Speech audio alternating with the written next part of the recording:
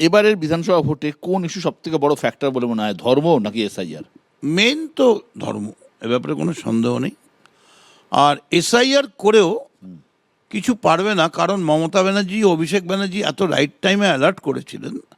তাতে তৃণমূলের ছেলেরা যেভাবে এসআইআর করেছে আমরা দেখে নিয়েছি। মার্জিনটা যেখানে আমার 60 ছিল সেটা হয়তো 50 হবে। দীর্ঘদিন ধরে তুমি রাজনীতি করছো, বিভিন্ন পরিস্থিতির সামনে পড়তে হয়েছে। ভোটের ময়দানে ধর্মের কথা তুমি বললে, ধর্ম একটা মেন ইস্যু হতে যাচ্ছে। ভোটের ময়দানে ধর্মের এই বাড়বাড়ন্ত কি এর আগে কখনো দেখেছো তুমি? কোনোদিন না, এবং এটা মানুষ পছন্দ করছে না।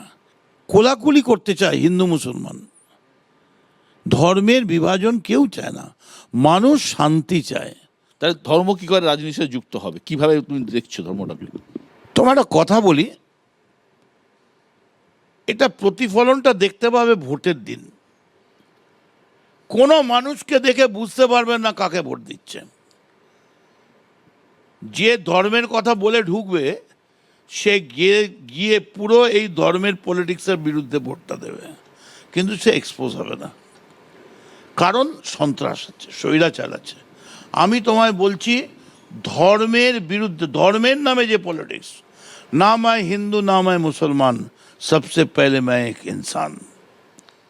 শুনো হে মানুষ ভাই, সবার উপরে মানুষ সত্য, তাহার উপরে নাই। অতএব মানুষ কিন্তু ঘৃণা করছে, বিজেপির এই রাজনীতিকে ঘৃণা করছে।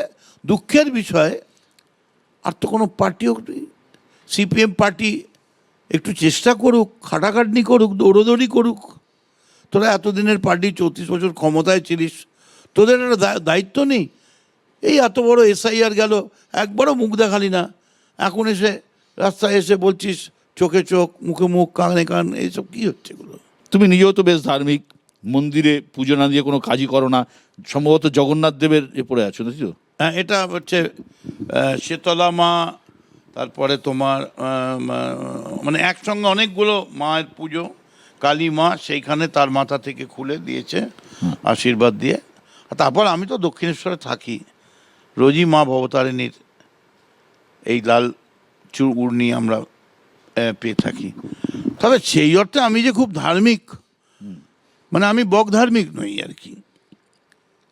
তবে আমি পলিটিক্সটাকে, রাজনীতিটাকে আমি মনে করি এটা রাজনীতি হওয়া উচিত।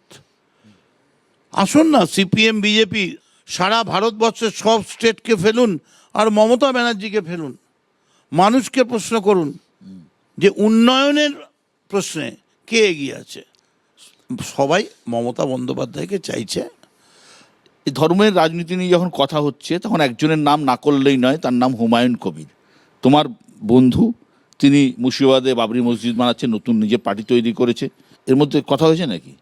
আমি কথা বলিনি, মানে আমি কেন, আমি প্রশ্নই আছে না ফোন করে কথা বলার, আমাকেও ফোন টোন করেনি। কিছু বলতে চাও হুমায়ুন সম্বন্ধে, হুমায়ুনের রাজনীতি, হুমায়ুনের দল, হুমায়ুনের? আমি কিছুই বলতে চাই না, শুধু এইটুকুনি বলতে চাই, 250-র বেশি সিট নিয়ে মমতা বন্দ্যোপাধ্যায় চতুর্থবারের জন্য মুখ্যমন্ত্রী হচ্ছেন, এবং যতক্ষণ চাইবেন তার শরীর পারমিট করবে তিনি মুখ্যমন্ত্রী থাকবেন।